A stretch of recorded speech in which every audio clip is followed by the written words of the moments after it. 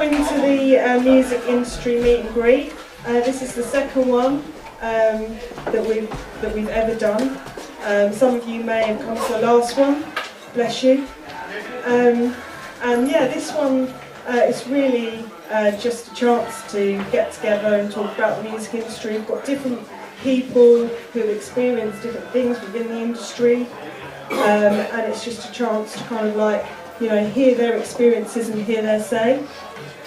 We've got Chris Hepworth, who's a sound engineer for the horn. Also, he'll be talking about things from a musician's perspective, tour managing and large gigs. We've also got Billy from the Subways. He'll just be talking about his general kind of band experiences, so that's really exciting. We've got Rick Rodriguez, who'll be talking about social media.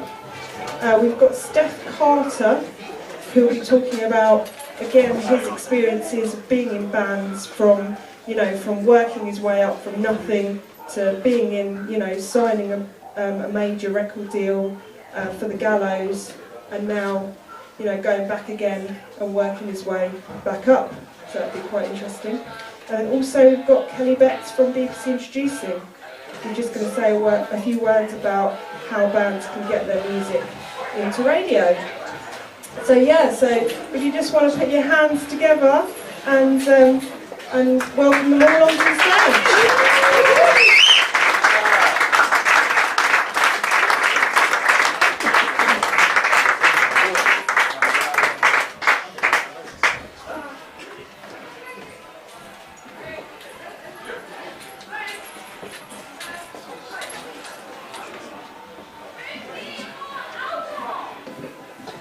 First thing I want you all to do is get out your smartphones, and if you've all got a Twitter account, if you could follow Juicebox Indie, and if you all want to hold up your Twitters, if you could follow Juicebox Indie and Horn Venue, and also if you just want to like sort of do a little tweet about tonight, and also put hashtag. The hashtag that we're working with tonight is Horn Rocks, okay? And we're going to try and make it trend. That's how much we want, you know, tonight is going to be like the biggest thing that everyone's talking about tonight. So hashtag Horn Rocks. Yeah, so everyone get on your smartphones and do that now, that'd be fabulous. Also as well, you know, if you have anything that you think about when you go away tonight that you haven't, you know, you wanted to ask a question and it just comes to you when you leave. You know, we're carrying the conversation on after tonight, so just get in touch and just carry on the conversation. Just drop us a tweet and just let us know if you've got any thoughts, any questions. First of all, I'm going to say a few words, just based on, from a promoter's perspective. I've obviously been like promoting now for about 6 years with Luke. Luke is the other half of Juicebox, but he's got a sore throat, which is why he's not talking tonight. So, although I'm sure he is doing plenty of talking, as he always does. So yeah, just really the importance really from me is just raising the importance of small venues and the horn, and how important the horn is. You know, the horn's been here for like a very long time, in various different, you know, forms, and it's just important really to support the small venues, because without the small venues, bands wouldn't really have anywhere to play on the way up. You know, so kind of, you know, these kind of intimate spaces are really important for bands. And also as well, it's just supporting them, bringing people along as well to the venue, making sure that you have people, invite your friends and family along, like in the very beginning, and just make sure that they support you and they come along and see you in the very beginning, because then that's what people, promoters and venues are more likely to kind of invite you back and play again. And also it helps to keep the venues going as well. It helps to sort of put the money over the bar. It helps to sort of pay for the venues. Otherwise, what happens, say, recently is quite a lot of small venues sort of closed down, and NME set up like a really cool sort of competition to support like small venues. So it's just really kind of like just raising the awareness of how, you know, important these places are, really. Yeah, so make sure that you've got people in your room, in the room to support you. Also as well, make sure that you're working with the right promoters, making sure you're working with the right venues. There's loads of other promoters and venues out there. There's a few here in the room tonight. There's Andy Dutton from The Square. You know, there are other really good promoters out there to work with. Just make sure you're working with the right people, rather than just booking shows for the sake of it.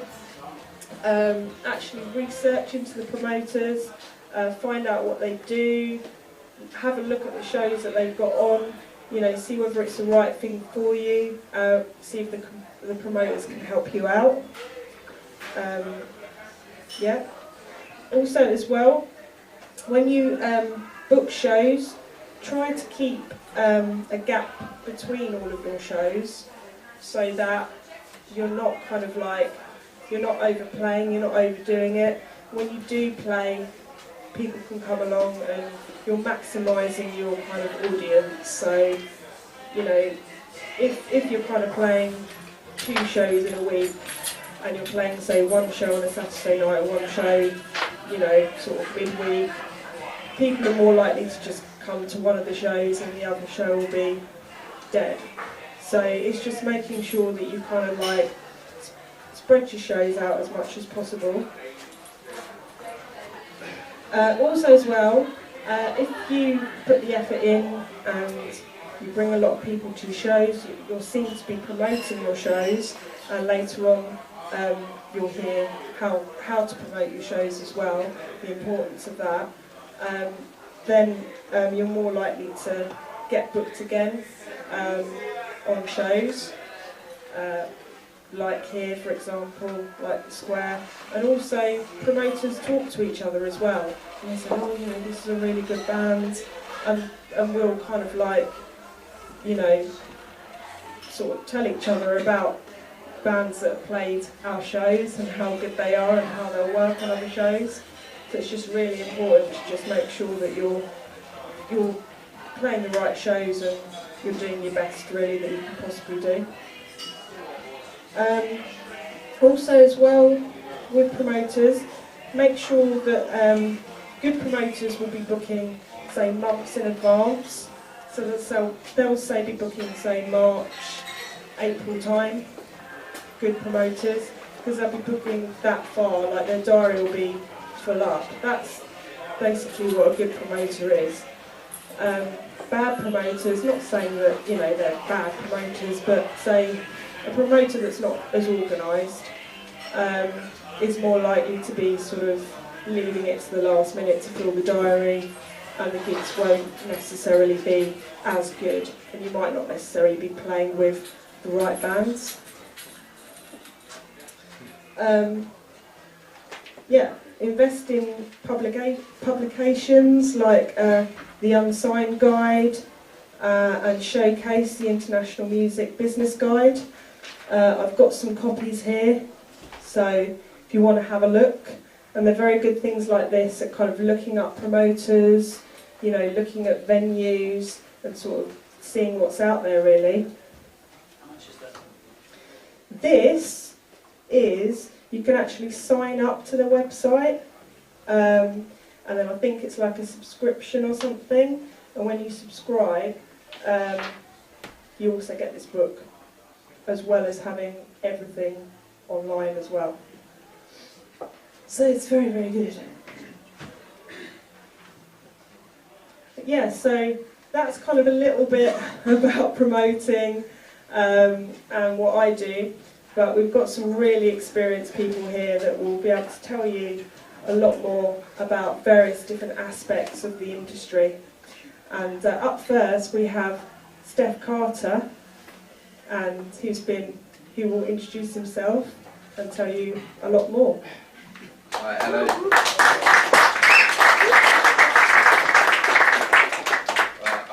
I'm Steph Carter, and about 6 years ago, 7 years ago, I joined a band called Gallows from around this way. At the time I joined the band, we weren't really doing a lot. First album hadn't come out yet.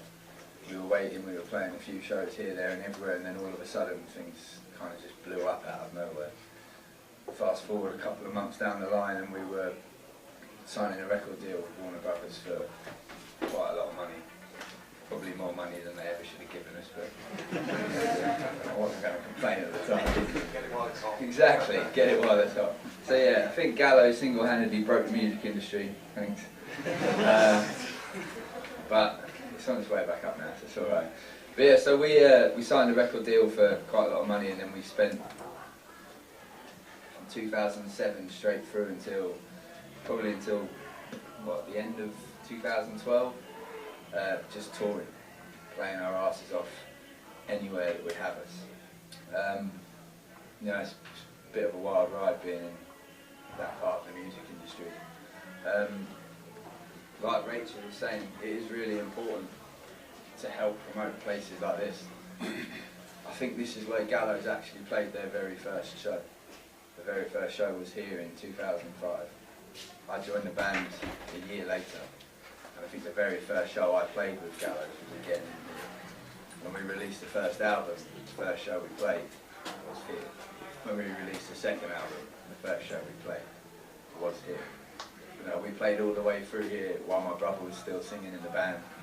I don't think the band had played it with the new singer in the band. But yeah, when my brother was still in the band and when it was the original five of us, we spent an awful lot of time playing small venues like this. The difference of playing small venues like this and playing bigger venues is when you play a venue like this, you can see the whites in people's eyes, and you can see if your crowd are engaged and are entertained, and if they're not, you've got a problem. So when you play the bigger festivals, you know, the bigger festivals, I'm sure some people up here will be able to tell you, that's where you get paid, and that's where you get an awful lot of exposure. Those shows wouldn't happen without playing these shows first. To build a fan base successfully for a band, you need to play small, you need to play little, and you need to play key shows in key places to make sure your fan base is constantly steadily growing.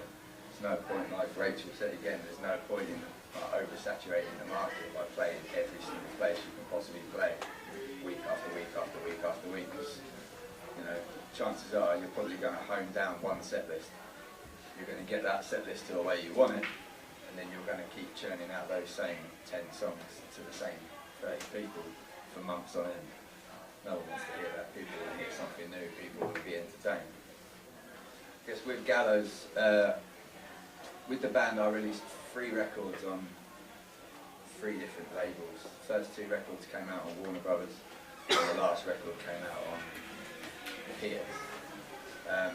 It was a weird one, being that successful with a band that was so unorganised and such a mess. we didn't really know what we were doing at the time. I don't really know what I'm doing now. But somehow it just worked. The thing with Gallows, the reason Gallows were able to get where they got was we had an awful lot of passion for what we were doing. We believed in our music more than anybody did. You know, anyone that would come to a show and would walk away thinking, I had a really good time there, they never had as good a time as the 5 of us did. It's the best advice I can give anyone who's in a band now. If you're not enjoying it and you're not passionate about what you're doing, just stop. There's too much fucking shit music out there, don't make more of it.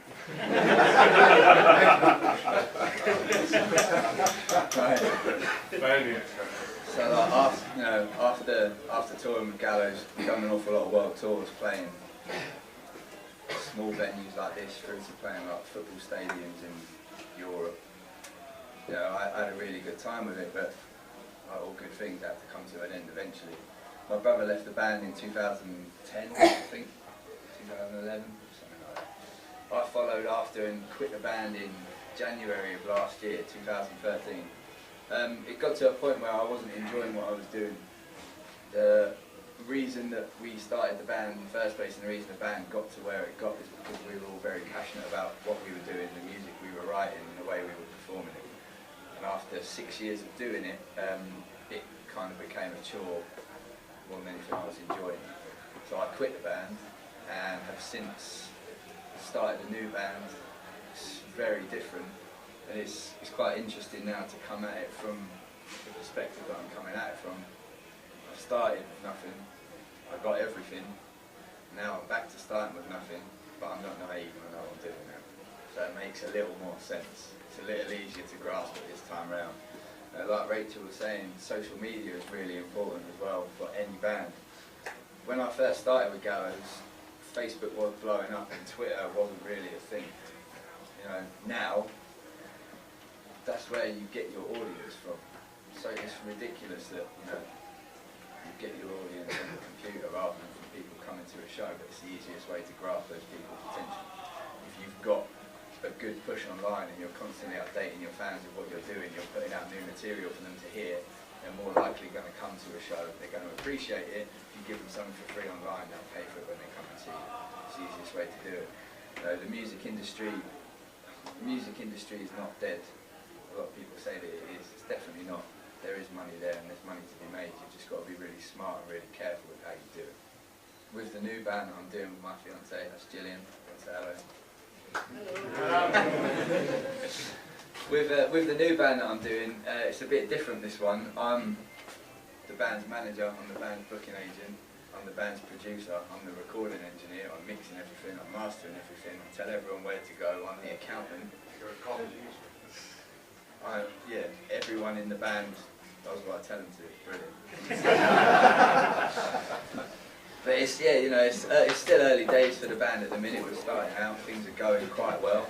You know, we're slowly but surely working our way up there. You know, eventually it will be something that I want to push further, and I want to take it to the extremes that I took Gallows to. The thing for me about it more than anything is it's brilliant to be able to take a little bit of time away from the industry and to appreciate life. You know, it's being in a touring band it's brilliant. You get to travel a lot.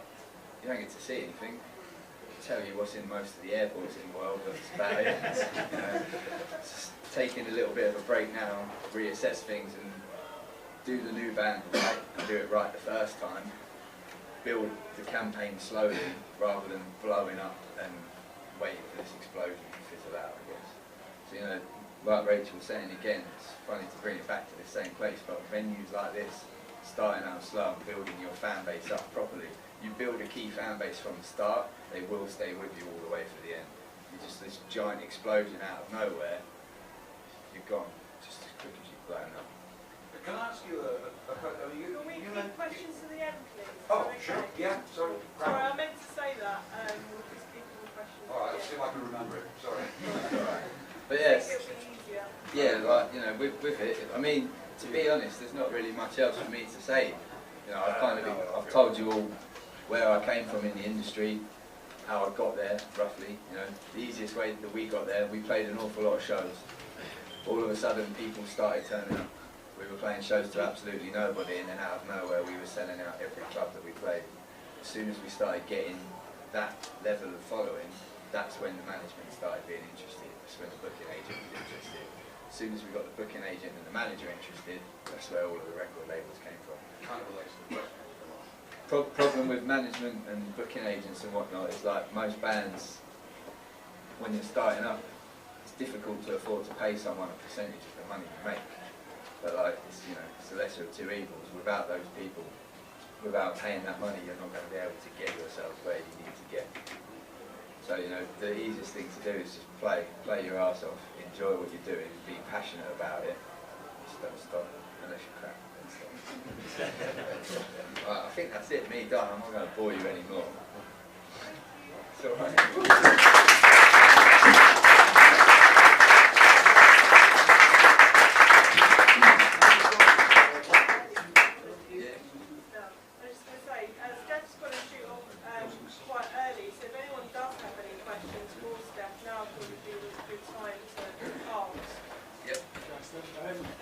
So for a session musician, usually obviously like 2 other people and record, specifically for a drummer, need to stand out and kind of like get the job that you want, get the gigs you want. Can you play any style of music? Can you play any style of music very, very well? What grade level are you at drums? I haven't done grades. You haven't done grade. Sounds really silly, but people look for a piece of paper with some skills on it. If you've not done any grades, but you are a very good drummer, go straight in at grade 8, get your grade 8 drums, because if you've got that on a piece of paper, people will see it and they'll think, right, he is doing anything like that. Now, the best way to do it, get yourself a website, promote yourself, and just put yourself out there to as many people as you can. Again, speak to agents, speak to management companies. There are agents and there are management companies out there for session musicians. You want to get the work, you want to be touring constantly, having someone that will take a percentage of everything you make. Like I said, it's a pain in the ass because you've got to pay someone, but that person can get you guaranteed work. I think when it comes to having a bit of paper with qualifications on it, it may be a grade, but it might be the experience that you've got. You know, and you've got to have something to show. You know, the musician who comes out of nowhere. You know, if I wanted to put a band together, I can find an awesome drummer, an awesome bass player, an awesome guitarist, even an awesome singer, whatever I want. I can buy songs if I wanted to. But so you don't stand out by being good. You stand out by that experience that you might have, by the relationships you might have. Yeah, definitely. I think though that for someone that's just starting out, that paperwork is what you need. Yeah. You get the experience after you've got the paperwork and you put yourself out there. When you're, you know, say you started a band now, you blew up and you signed a massive record deal and you toured the world, you wouldn't need to do any grades because your name itself would be what people call for. Like I've not done any grades for playing any instrument. I've played session bass for bands in like Japan just because of my name. In fact, I've got a tattoo. I didn't know what I was doing. I had my iPad on stage with all the music next to me and I was trying to flick through it with one hand and play with the other hand. But like, you know, when you're starting, get the paperwork, get the grades, get yourself to an ability where you know no matter what anyone throws at you, you can play it. Because there's nothing worse than getting a gig, turning up and someone being like, right, goes here, time signature's this, halfway through we switch to this, go back to that, and you're like,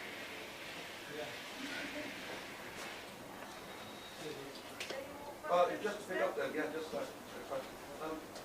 You said when you started out with Gallows that you were all over the shop essentially, and you were really passionate about what you did, and that's great, but passion in gigs doesn't necessarily get you into the music industry. So were you able to find a manager that actually saw things the way that you saw things, and did he do the job that you expected him to do for you? And the reason I ask is, I organise gigs over in Watford, just down the road, and I get a lot of young bands coming through and say, well, we're thinking about getting a manager. And I'm saying, are you really sure you want to do that just yet? no. Do you know? And in fact, I mean, you say now you've got this project and it's all yours and you're running the whole damn thing. So how would you compare where you were then with where you are now? With Gallows. And what would you say to young bands who are starting now? With Gallows, the way it was we were blowing up. Like we were all over the place doing our own thing. We'd literally get shows offered to us every now and again. We'd go play. It didn't matter who we were playing with because we knew that we had like power in ourselves to play anyone on the stage. Sure. We knew that we could do whatever we wanted. We could play however we wanted. It didn't matter. Yeah. When Gallows got to a point where we felt we'd hit a ceiling, that's when our manager came. Our manager actually came to us for a booking agent. Booking agent came to see us at a show, told us that it was great that we were playing these 100, 200 cap clubs. She was like, I can get you playing the Astoria. This is when the Astoria was still a venue. I can get you playing Brixton. And for me, I was like, it's my dream to play those shows. Do it. She got us the first show at the Astoria. The day we played the Astoria, we were supporting someone on the Papa Roach. We played that show, and she brought the guy who eventually became our manager, it's a guy called Craig Jennings. He managed, back in the day, managed a Dan. Right, he managed an awful lot of GBH, all of that kind of punk stuff back then. And when he came to the show, he's like, the dude not much bigger than me, like covered in old school, like Birmingham City football tattoos, massive punk fan. Just straight away, he was like, I know what you want, and I know I can get you where you want to go. And he understood where we were coming from. He understood what we wanted. He had the same fuck off attitude that we had, Yeah. and it gelled straight So away. he convinced you and you bought into it. So no, it wasn't even he convinced us and we bought into it. He Right. said to us, you know, I can take you where you need to go. Yeah. And it was at a point where, for the rest of us in the band, at this point we were blown up to that point where we were playing all of the shows, we were selling out all the shows we were playing. We were trying to manage something ourselves without knowing what we were doing. Sure. At the time, That's why I asked. Yeah. Because, as I say, I mean, I get a lot of bands asking that, and they find themselves sort of taking someone on board who ultimately threw this down. And But come they back to don't- you they the don't next need year, oh, we got yeah. shot with him because he didn't, you know. and that's It's a learning curve, I yeah. With Gallows, the reason we got the management on board, the booking agent on board, was because we couldn't break to that next level, and we couldn't control what was happening. You know, you need to have a real focus on Yeah. where you're going. You need to have a future sight plan. You know, in 5 years, this is the plan. This is where I want to be. And you know, a bunch of dudes who've lived in this area all their life. 3 of us have got degrees in all different things. Didn't really know what we would do with this because none of us studied business. Sure. You need that one person to hone it. The reason with the new band I'm in control of everything is because at this moment in time we're at a level where I can control it. Sure. The second it gets to the point where I can't look after it anymore, then I need someone else to step in. Like, I've got a full-time job. I'm a lecturer at college. I do a lot of freelance recording work and mixing work. So now I'm able to juggle everything. The second the band gets to that point where I'm struggling to get on with my day-to-day life is where I'll bring someone else in and I'll say, this is the plan, it's your job to get me there. And if they're not the right person, then they'll be sacked and I'll find someone else. Yeah. Have you got any advice then for any bands who might be thinking about taking a manager on but aren't quite sure how to decide whether or not to take this guy on board? I mean, are there any particular questions they should ask of their prospective manager? If you've got a prospective manager coming at you, you need to ask them questions like, you know, the main question is, what can you do for me that I cannot do for myself? That's the main one. Because if they're going to turn around and go, oh, you know, we can get you gigs here, here and here, we can open the doors to some record labels. Opening the door to a record label is one thing. Can you get me a record deal? Can you get me playing, if I'm playing 100 cap clubs, can you get me in 500 cap clubs? Can you get me on the front cover of the magazine? You know, there's no point taking on a manager who says, you know, we've really got something we can work towards playing to 50 people instead of 30 people. You want someone who's got a future sight that knows this is where you're going to be. I can get you there by these steps. If they say they can get you somewhere, ask them how. It's got to be a progression. If they can't show you a progression, they don't know what to do. Any other questions before Steph's goes? No? Well, if you want to, tweet later, you can, if you think of anything. So, do you want to say something? Do you want to pick up the mic? No.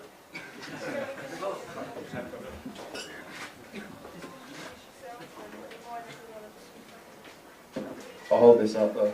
Wow, this is louder than I thought it would be. Yeah, I'm sorry to hear they're a bit indiscreet.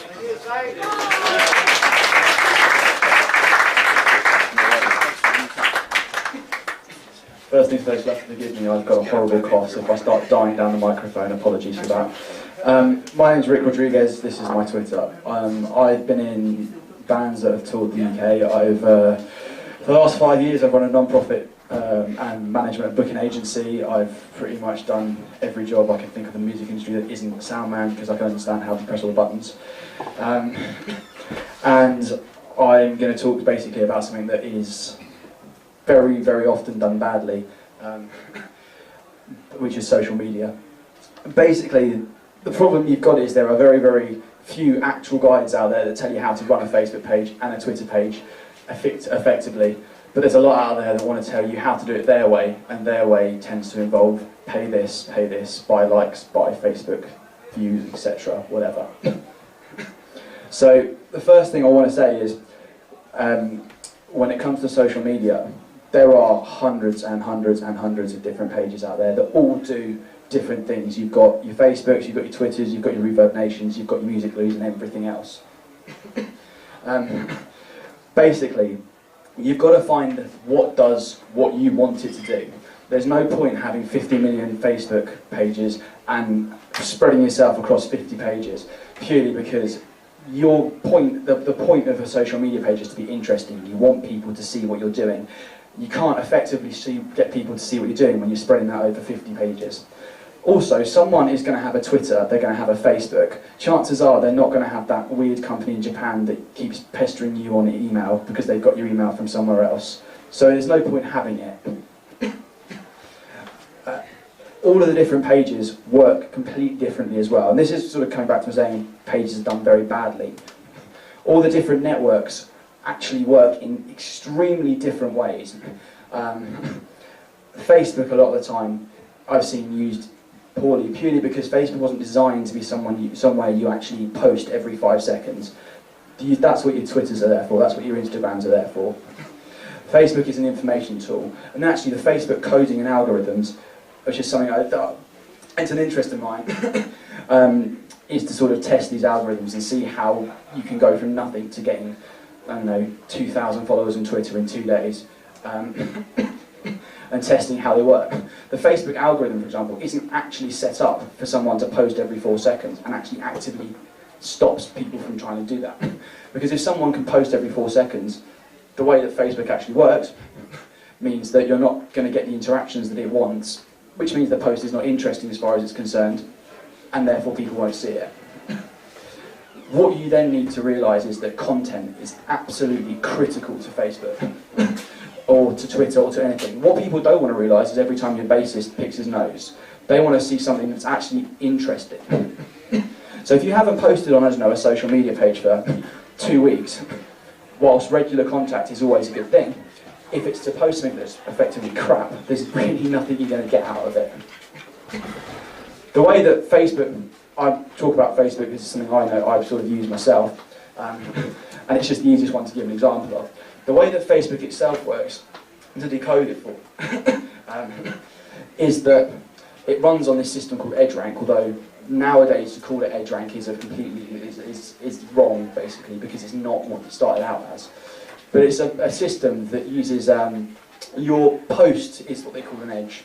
And every time you create content, i.e. you make a story, you post something, or even you comment or like something, that creates what they call an edge. That edge then goes through an algorithm. The algorithm is affinity plus, or affinity times interaction divided by time decay. What that means is, Facebook's posts are seen by your people that interact with you a lot. So for example, if you say someone is your sister on Facebook, then Facebook assumes that your sister is going to want to see what you post. May not be the case, but it doesn't matter as far as Facebook is concerned. It assumes you want to see it. Facebook then works on what they call interactions. Interactions are whether someone likes, comments, shares, or even views a particular post. Something particularly controversial might appear in your newsfeed even though you've never liked the page or seen it, because it's particularly controversial and all your friends have.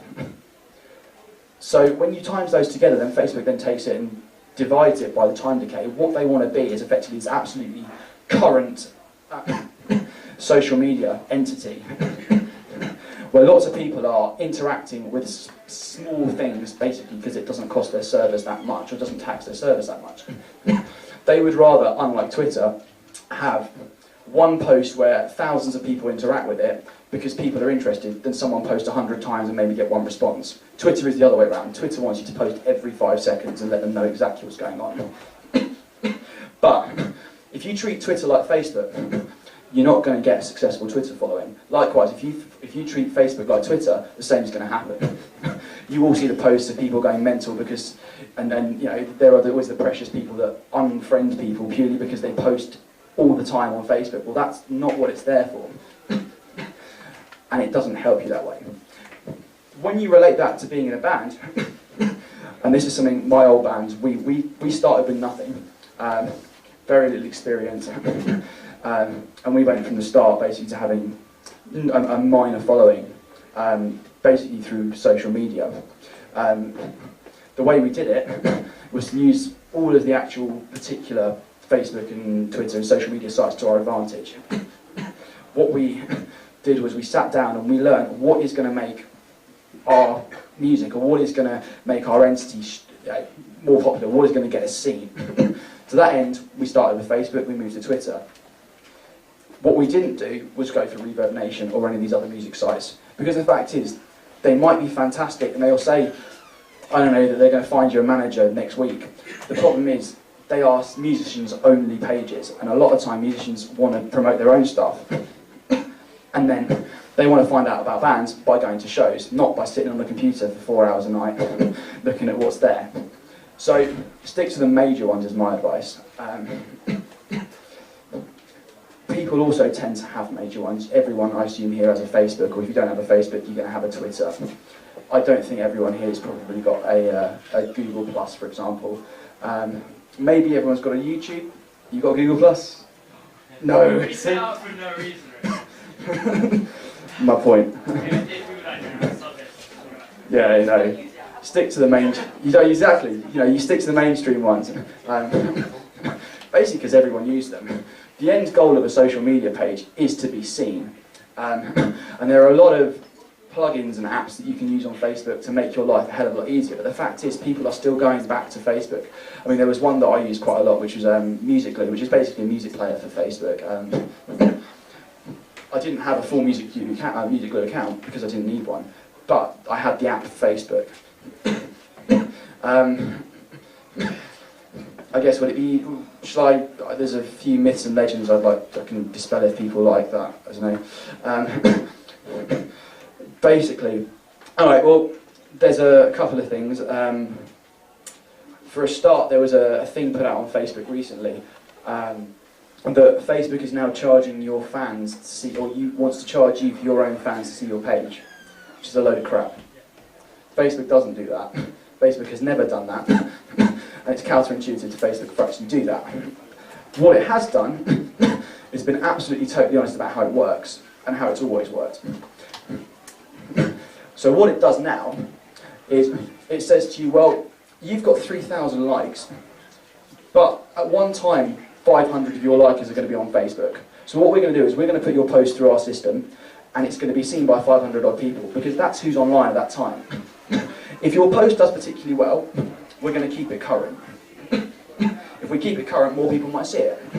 If people see it, your views go up. What Facebook has done, though, is when you pay for likes, or sorry, not likes, when you pay for views, and you pay, I don't know, £14 for 5,000 views on a post, what it will do is it will get your friends of friends to see it, or your friends of likers, or their friends. It will try and guarantee 3,000, if that's what you pay for, unique views. Obviously, what it can't do is make sure then that the people that have liked your page don't see it. So, I don't know where this kind of whole Facebook like paying to see it came from, but it doesn't exist. Sorry, I've got like some notes down here. I'm so crap at public talking, it's not even funny. There's the other thing that I think is important as well is when you look at things like when you post, there are better times of the day to post, and that works on sort of a general level and a kind of specific level. You know your fans. You know that when you post something, someone sees it. You know when you're going to get the best times out of it because you do it so often that you learn when to do it. So there is no, but then there's kind of general guidelines as well. There is no point posting a brand new video on a Sunday morning because no one's going to be up from Saturday night. Likewise, Monday and Tuesday nights are particularly bad for social media sites. Why? Because no one's on it. People have either just got home from work at the start of the week, or basically don't want to go on a social media site because it's if they're not finding out what to do at the weekend, they're not finding out what to do, then there's nothing interesting going on. So Facebook, Twitter, and all the other sort of mainstream sites tend to not like Monday and Tuesday nights because they don't get any content, they don't get any people actually interacting. So what they do is they trend. Now Twitter trends, quite obviously, you get a hashtag. We're here, hashtag Horn Rocks is what it is, I think. Horn Rocks, Horn does rock. You get these hashtags. What's important is that every other social media site trends. So when you're bringing that back to kind of making sure you're posting the right content, if a story is just broken, I don't know, there's been a major fire somewhere, post about it. Because Facebook, Twitter, YouTube and all these other sites like the fact that you're like the fact you're posting about it, will pick up on keywords and will make sure that your post is seen above one that maybe like, I don't know, our drummer went to the loo 5 minutes ago and now he's back. Do you know what I mean? So yeah, trending is important, and also think about what you're posting. Remember that you're. This is my last point. Sorry, I've bored everyone already. Think about what you're posting. Remember you're on show. Remember that what you're putting out is being seen by an audience. So when you get on stage, you don't get on stage and, I don't know, you don't, if you're a punk band, you don't turn around and start singing One Direction. Likewise, if you're a One Direction style band, you don't go out and start smashing windows and stuff. Facebook's the same. Oh, we were an acoustic trio, and I think we ruined the square in Harlow quite a few times, I think I remember rightly. Yeah. No, just for future reference, don't form a punk-inspired three-piece acoustic trio that's writing happy-go-lucky One Direction style songs. It doesn't work. It was good fun while it lasted, but then everyone got kind of proper jobs and. Yeah, just remember what you're posting and post sensibly. Don't post, and also don't. If there's 5 of you in the band and you've all got different styles of posting, have a look at have a look at how major bands post or how major companies. You know, it might sound stupid to go and have a look at Apple's Facebook page, but I guarantee you every single post they put out is identical. And that gives you some sort of brand identity. And ultimately, it doesn't matter whether you're a rock and roll band starting out or whether you're the next big thing Universal are going to sign. You need to look effectively like you've got something strung together, you know, because that makes promoters happy, it makes people you're showing your band to, makes radio people happy, I don't know, and it certainly makes booking agents happy. And it just shows that you've thought a little bit about more about what you're doing, and not that you're just this band that's effectively going out and doesn't give a shit and wants to play like 1 or 2 shows because that's like the in thing to do. Having continuity in your band, actually having some sort of idea of what you want to do, what you want to achieve, and how you're going to do it, and then putting that together and say, I don't know whether you want to call it a business format, because music isn't a business, or whether you want to put it in like a business format, whatever. That shows passion, and as a booking agent and a promoter, to me, I would always look for the bands, or the bands that I want to work with are always the bands that actually look like they've done their research, look like they actually gave a shit about what they're doing, and effectively look like they actually wanted to go somewhere. I didn't book bands, and I wasn't going to work with bands that wanted me to do all the work. I wasn't going to book with bands that weren't going to do anything for themselves or didn't actually care about what they're doing and effectively wanted to fob what they're doing off onto someone else. Having a decent looking social page is the start of that, because that's the first point of contact.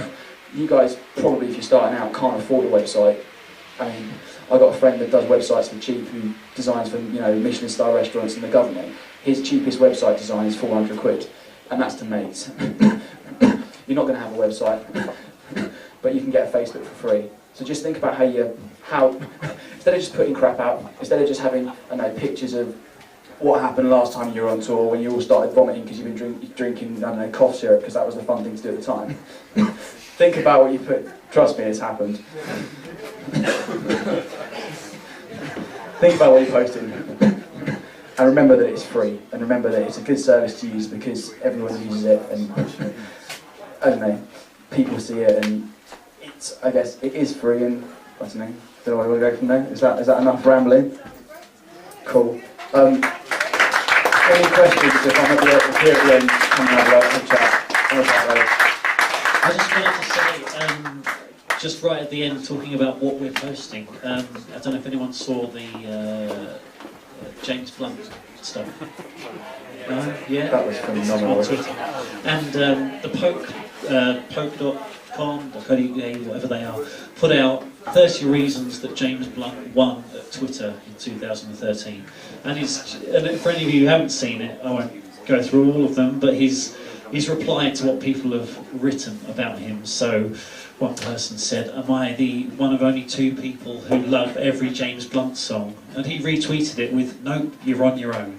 And as a result, I think probably in the last 3 months, his Twitter followers doubled in capacity. I started following him. Yeah, exactly. 2 weeks ago, I started following him. Sad day when you admit you're following James Blunt. Yeah, but he's hilarious. He's cool. I won't buy his album, but he's freaking hilarious. Basically, sass equals more followers. Yeah. And there's all sorts of things. But don't get your cock out. Yeah. Don't get your cock out. Well, if that's what makes your interaction suddenly burst, then get your cock out, mate. If that's what you want to do. If that fits your image, you can just. I mean, if it doesn't set off the old content warning stuff, it will certainly get you a good edge rank score, mate.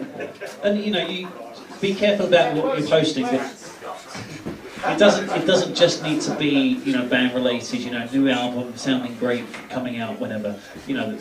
Current stuff will boost your followers, will boost people's interest. You find that actually when you post about current issues and you post about things that you've got an opinion on, even if it is something like, I hate the X Factor, it's crap, support local venues, which is what you should all be doing on your social media pages anyway.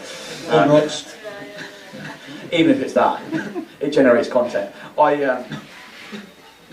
set up a Facebook page and started having opinions on things. I think you comment on it and quite a lot. I started having opinions on things. They weren't necessarily my opinions, but I made sure that I had an opinion a day. I ended up going from something like 3 friends to nearly 4,500 in about 3 weeks. Just from people adding, it's mad. You get a status that you put up. Now, on a personal profile, it doesn't matter how many likes and comments you get because you don't care, But when it comes to stuff like, as a band, promoters these days, if I'm right, tend to care a lot, not about how many likes you've got, but about how busy and how interactive the page looks. Like, if you've got a status that people are really, really commenting on, that's worth more than a page that's got like 10,000 likes and no one looks like they care. So yeah, you can, if you comment about stuff and actually are clever, you can get yourself a really good following really quickly. Cool. Well, thank you, Rick. Can we move on to Billy now? Is that okay? Billy from the Subways. Hello. Thank you. I'm Billy, and I'm from a band called the Subways, and there's some really interesting stuff that have been said by the last 2 people, so I'm going to try and not repeat anything that's been said already, especially by Steph, who actually absolutely nailed it. But for me, I think the main thing that I've got to draw from what everyone said so far is that there are different kinds of success. For me, being able to wake up every day and know that I'm going to be writing a song or playing a gig, getting on a tour bus or playing a festival is that's the greatest capacity for success that I could have dreamed of, really. And also, I think there have got to be different ways that people see success. Getting a top 10 record isn't necessarily a great gauge for success for certain kinds of people. And even if you wanted to achieve these different kind of things, I think that all these, all the social elements, all the gigging elements, the management and the getting the agency, that all these different things, these disparate elements that line up don't necessarily all line up, and I guess it's just being happy with what you've got, I guess. And for me, that was always just being on stage and playing music, and I guess hopefully that is for some of you guys as well. When we first started out, we were just 3 teenagers, about 15 or 16 years old, playing Green Day, Nirvana and Oasis covers and Ramones. And eventually we started writing our own material, and we really, really wanted to play our first gig.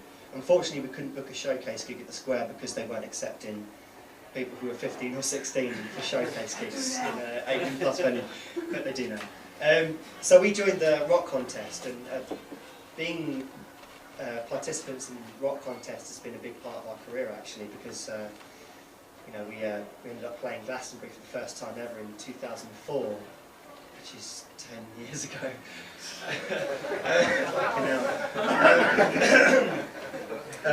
What's really weird is that I actually sing a song called Oh Yeah, which says, these teenage lips, they speak too fast, and I'm 29. I'm 30 this year. But yeah, we started off entering a rock contest. And that actually drove us to write more material, and through that process we got to know other bands, really, really well. Andrew, you'll know a lot of the people that I'm probably talking about, like Anna Chaos, you know, Dan and Kate. Yeah. So, you know, we got to know a lot of other bands. We got to sort of integrate ourselves into this community. And I think, for me, community is a big aspect, a big part of being in the music industry. And I do hate calling it an industry. I do like to call it a community. When we first started out, I'll go back to the story now. We played the rock contest, and from there, weirdly enough, we got into the next round. I mean, there were 4 or 5 rounds, and then we got to the final. I think it's mostly because we brought aunts, uncles, grandmas, grandpas along, and that kind of thing. And eventually, you know, we had a whole set full of original material, and we thought, okay, well, I think now it's maybe time for us to sort of go into London and start playing some London venues. We played the Horn a few times. We played the Dr. Tonic in Garden City a few times. We played the Square a few times. We played in Brentwood, weirdly, a few times. Played Bedford, Esquires. I don't think we ever played a gig in Luton or anything like that. But yeah, so we started playing in London, and essentially what we were doing is we were moving out of our comfort zone from, you know, people who lived in Harlow, or people who lived in St Albans, or people who lived in Hitchin, Club 85, I forgot Club 85. Or, you know, all of these places, and we were going places now where absolutely no one knew us. And as has been mentioned by Rachel, you know, the relationships with the promoters is actually a really, really big deal. When we first started recording music, we couldn't unfortunately afford the £200 or £300 that was required of us over 2 days to record at the Farm Factory, so we invested in a really small 8-track mixer, and we ended up mixing our own material. And through that process, that's actually how we came to play Glastonbury in the end. But through that process, we recorded and recorded and recorded and wrote and wrote and wrote. And so that's one of the things that I would suggest that anyone in a band do, is go out, especially now. I mean, this is 10 years ago, but now technology has moved so far. Everything's getting more complex, more brilliant, but cheaper at the same time. So I'd say invest in 5 or 6 or 7 Shure microphones. That's all you really need. You know, I'm recording our new album at the moment, and we're using microphones and just a teeny little compressor, and a rack that we bought for maybe £1,000 on the internet. And this is actually making an album. It's going to be sent to a masterers and then sent to a record label for distribution. Yeah, so we started gigging in London, and we did start playing basically to one man and his dog. At Betsy Trotwood, that literally was the case. It was a venue which could hold capacity of about 12 people. But those, you know, honestly, absolutely honestly. But for us, that was all the more reason to hone our skills. You know, it was an opportunity. And sometimes you will play a gig and you'll go, oh, this is so embarrassing. There are 3 people at the bar. But take that opportunity. You know. Use the opportunity of being on stage with the lights, with the sound, you know, with the fold-back monitors, with the sound engineer, with the lighting engineer, with the person at the bar who's telling you to get off the bar, and you know, use that experience so that you can go on to the next gig where there are going to be people, hopefully, if you work with social networking properly. And you know, I've always felt that a gig is worth probably 3 or 4 rehearsals. You know, you can rehearse as much as you want in a certain set of conditions where it's just you guys, you know, and you can, you know, be really honest with each other. But until you're in front of other people, and the first time you play the song is the only time you're going to play the song, and then you've got to move on to the next song. You've got to nail every single song, and then you get used to the rapport on stage, off stage, you know, the repertoire and all that sort of stuff. But eventually, we ended up producing about 7 or 8 EPs, each with 3 or 4 tracks each, all produced by us, sounding absolutely terrible. But the whole idea of the song was essentially on the CDs. And I was recording another local Welwyn Garden City band using our mixer because they themselves couldn't afford the £200 at Farm Factory Studios. I just said, bring round a few spliffs and a couple of cans of beer, and that'd be fine with me. And I asked what they were going to do once I'd finished mixing the CD, and they said they were going to send it off to Michael Levis, who was running a rock contest. And if you won this rock contest, you'd get to play on the other stage at Glastonbury Festival. And I thought, well, you know, we're a little bit better than these guys. And, you know, I think if we could pile again all the songs that we've collected over the last 7 or 8 EPs onto one CD, so we picked our best three tracks, and we were sending out about 30 CDs to London venues anyway. And now I've got to come back to this point, because that sort of almanac of the unsigned guide that you mentioned earlier, Rachel, when we first started out, which is like back in the day when probably the internet was still dial-up or whatever, yeah, we basically went on the internet and went to the websites of the promoters, went to the websites of the agencies, went to the websites of the venues, and wrote down their names and the venue and the address, wrote it all down in a book, because I think Luke actually posted on Facebook this week that someone had written an email to him, and he probably won't be able to contest this because he's lost his voice. That's probably because Spurs have been losing to Arsenal quite a lot, and he's been yelling at the TV screen. But he mentioned that he just received an email from a band saying, "Dear promoter," and this is one thing that I think must be perfected in a way, or you know, just effort. Dear promoter, no. Find out the name of the promoter, even, you know, just to show a little bit of preparation. Also, the night that the gig is happening, and you know, like you've got Juicebox, like the name of the night and everything. So yeah, you know, we were piling together about 30 CDs, and we decided to send this one CD off to Michael Levis, and I got a call back 2 weeks later from Michael Levis saying, "Love the CD.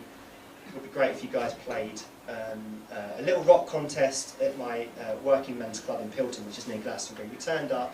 For us, it was just another gig. You know, we just really, really enjoyed being on stage, and the same with Steph. Just loved getting on stage and had the passion. And so for us, we just turned up, played the gig, and then Michael Levis came up to us afterwards and shook our hands and said, "Okay, you guys are going to be playing at Glastonbury 2004. After that, we thought, wow, this is great. We played Glastonbury that summer, and through that we managed to book our very own self-funded tour. Our dad bought a Mini Bedford van for about £250, and we travelled around the country in the back with the equipment with no windows, which was beautiful. The one night we got a hotel, we had to squeeze my mum and dad in through the hotel window because we only paid for a certain amount of people in this hotel. This is, you know, this is all part of the passion. Seriously old school. That. It was great. You know, this is, you know, how much the whole music thing meant to us. Not the whole, we're going to get signed and we're going to be #1, but oh my God, we're going to be playing music for about 2 months here. My mum took 2 months off her job and was selling merch for us. My dad was already made redundant, so we would pay him £10 to drive us around the country. He set up our equipment. We were actually getting paid, you know, quite a substantial amount of money in comparison to collecting the dirty sheets at hotel rooms, which was the job that I was doing at the time. And yeah, so after the tour, at the end of the tour, the head of Warner Records, the same guy who probably signed Steph, signed us. I remember when they actually signed Gallows and they told me how much they signed him for. I was just like, because we signed for about, I think it was 200 grand, 100 grand. This is all technical jargon, but usually when you sign with a record label, they'll give you a certain amount, but that certain amount won't go straight into your bank account. It'll go, you know, in increments into your bank account, almost like a wage. And then the other half of the advance is the recording costs. One of them is non-recoupable, and that's the wage, and the other is recoupable, and that's the recording costs. And basically, you've got to pay the record label back that money. But eventually that does happen, you know, through licensing and that kind of thing.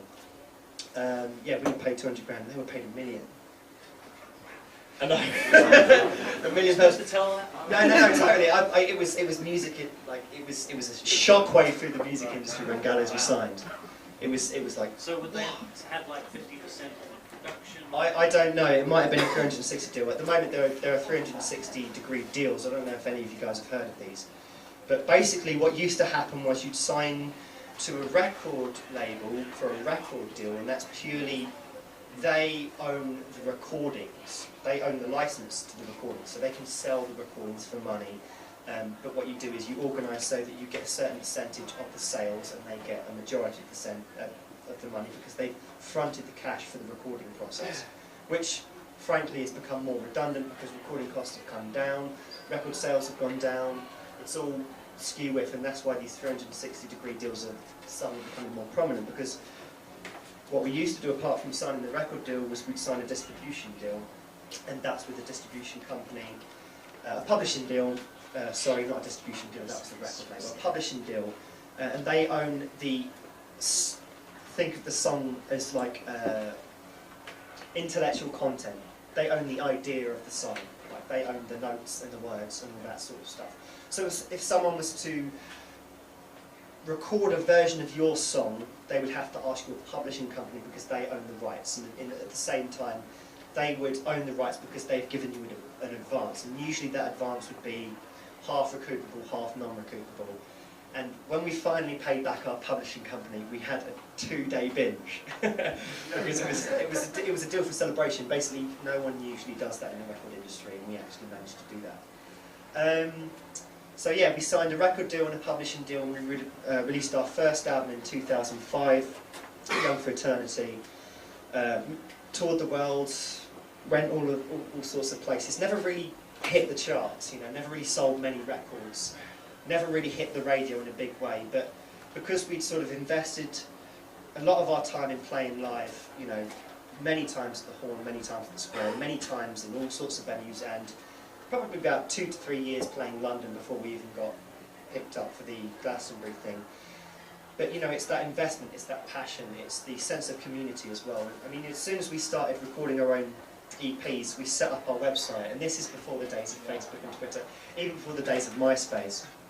Set up a website, and I was one of those douchebags that always used to go on Nirvana forums and Oasis forums and Ramones forums and Green Day forums and all those sort of things, and just talk about the EPs and the B-sides, these unheard of tracks.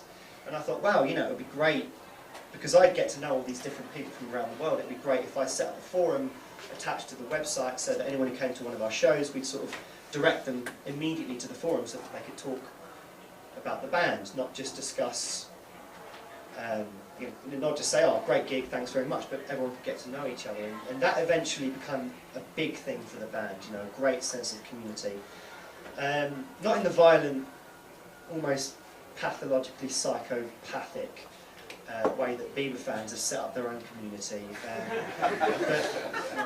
but in a way that they support each other, and that, you know, we'd have sort of a forum that discussed general discussion, a forum that would discuss, and this sounds so fucking meat-headedly bad, but a general discussion, and then strictly just the Subways discussion, and then we'd have other bands discussion, so people could come to our forum and discuss other bands, so that we'd hear about the other bands as well, and so that our fans, and this is, you know, before we've even released our first record, so I don't know if we can really call them fans, I guess just tag-alongs.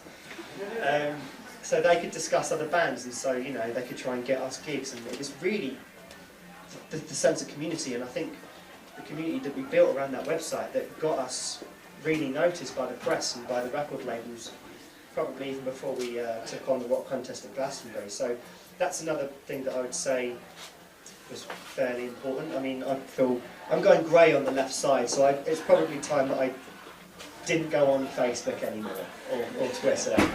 Dude, you're too old. Yeah, Photoshop. So, you know, I try to keep up with that stuff and keep it as personable as possible and personal as possible. You know, Charlotte and I, Charlotte being the bassist in the band, we're the ones who update frequently, and I'm afraid to say that we do talk about our food and we do talk about our toilet habits and all that sort of stuff. Sorry. So, you know, it's you know, it's creating that connection and breaking down that barrier between the band and the fans that's always been a big thing for us.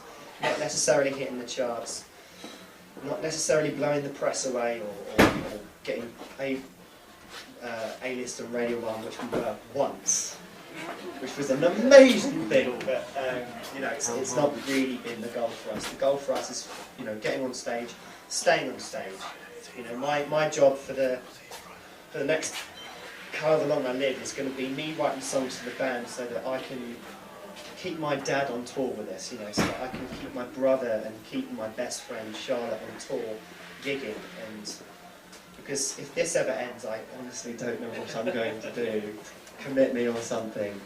We'll do these every night. Or do these. And get free Bex Blue. I told you I'm 30. Nearly. Okay, that's probably the best I can offer you guys. I'm sorry, but I hope it helps. And good luck. And feel free to tweet me anytime. We're doing a tour soon, so if any of you guys have a 30-minute set list, feel free to, hit me up. Is that what the kids say? Yeah. Hit me up. Feel free to hit me up. And probably talk about something. Or if you want to tweet me or questions and answers and all that sort of stuff. I'll leave it to these guys. Thank you. I'm sorry, I really need to go to the toilet every 2 seconds. Okay. Don't say anything really substantial. Well, I'm going to start with the most important. We'll do questions for Billy later on, I guess. Yeah, right at the end. Okay. Am I next? Okay. We'll save the best for last. Right, well, I'm Chris. I vaguely heard what Rachel said. We all did when she was introducing us. I'm one of the sound engineers here-ish. They call me in when they're desperate. Not because I'm bad, but because I'm just unreliable. Hang on, I'm not unreliable. Not always available, that's what I mean. Not always available, because I'm off on tour and all sorts of things. So I first worked here 10 years ago-ish, when I was 23, when I first moved to St Albans, and I didn't know a lot about sound in a professional capacity, but I came and got involved, and the sound engineer here got me to kind of do his nights with him, show me the ropes. 10 years before that is when I started playing guitar, and about 9 years before that is when I started playing music. And I'm not going to say too much of what other people have said tonight, but I started a band when I was 14 because I wanted to play music, and I had some kind of idea that I wanted to be in the music industry, and I wanted to be a rock and roll star and all that. And I played Nirvana and Oasis and Green Day. Didn't play the Ramones. Well, no, we weren't cool, so we didn't play the Ramones. But and it was a great time. And ELO, that was more recent. I've played that more recently. Yeah, good fun with Dolly over at the Farm Factory that you never rehearsed or did. It's just too expensive. And we wanted to write music, but I couldn't write songs, but I still liked playing and performing, and I had another band, and I had a band with my brother as well. And fast forward to today, I'm in a covers band, and with 4 guys a little bit older than me, and we've been doing some gigs like the Hatfield Forum, to a couple of thousand people. I did a gig for the Jubilee thing, 2012 would that be, I guess, yeah. So up in the on the high street in St Albans, and there was somewhere around 5,000 people there, and it's a blast, and it was so much fun, and now and then I get paid for playing, and that's great fun. But I'm not getting any checks from a publisher, I'm not getting any record sales or anything. And I'm kind of going off piste here, but the music, playing music is so much fun. That's why I do two jam nights or 2 open mics every week, and why I take every opportunity to play. And I'm still trying to write songs, and I'm still failing, and that might happen one day. But it's great fun, and it's just taking every opportunity. And part of what makes it fun is, I think, the way you do it, and that is finding the right people around. It's making music that you like to make. As Steph said, if you're making crap music, please stop. And you can gauge that by, you use your own barometer as well. Go, this sounds cool. This sounds like what I want to make. But when people stop turning up to your gig because you sound crap, maybe listen to them. Take a hint from that. And when your mum says, "That's very good, dear, but I'm not going to come to another one of your gigs," just check yourself on it a bit. And because you know, we've all got it. You know, the musicians among us have all got it in us to make some good music if we're around the right people, if we're going in the right direction. And they might be playing other people's music, they might be playing their own music, whatever it is. And I'm trying to get back to what I should be talking about, which is the relationship that you have with the sound engineer, with the venue on the day. And I've had some great experiences over the years. I guess 2013 I started getting involved in the music biz. I went to LA, spent 2 weeks there. I was roadieing with a band. It was a friend's band, and they paid me 120 quid. That's 60 quid per gig, as a gesture. And we spent 2 weeks staying at the Orchid Suites at the back of the Chinese State Theatre, and we swam in the pool every day, and we hung out with someone who worked at Foo Fighters record label, and we hung out with some of the guys from the Bad... No, who did the Bad Touch? Bloodhound Gang. Bloodhound Gang. We hung out with Matt, and that's the first time I saw a bag of coke, and it freaked me out. And it was, you know, and it was a wild time. And then I flew home, and I just happened to have booked a tour in Canada, roadieing with another band, went out there. Not long after that, I roadied full-time with a band from the South Coast, a Christian group, which in the UK sounds a bit crap, but you do that in America, and I think the biggest gig we did that year was 75,000 people in the Indianapolis... You don't Straight down from here, only some bits like that. Come on. But it was a great laugh, and we headlined a load of festivals. We did a load of stuff. If you ever get to go to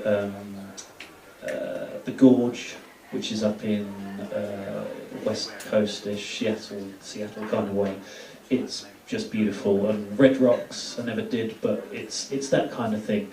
There are some amazing venues, and any way you can get out there and do this is, you know, take it. So, I'll just say about that Indianapolis Metrodome that they pulled down about a week ago. They just started taking it apart, but the roof is held up by the air inside the building. So if you open all of the doors, the roof collapses. So there's all sorts of alarm systems on the doors that stop you doing that, and double door systems like you get at the zoo in the aviaries and things like that. And it's just crazy. Anyway, good fun. So,